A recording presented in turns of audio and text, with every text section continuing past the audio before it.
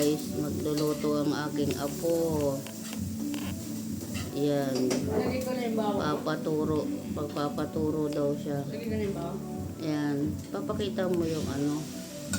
Ayan, ilalagay niya na yung bawang, guys.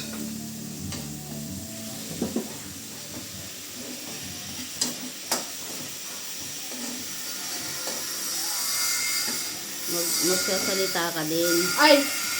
Kung anong ilalagay mo dyan. Nilagay na natin yung bawang.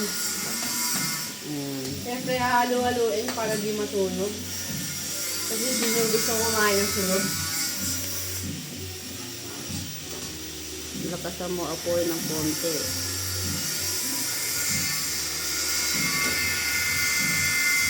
Kasi hintayin natin mapasta ng konti para masarap. Siyempre, di sunog.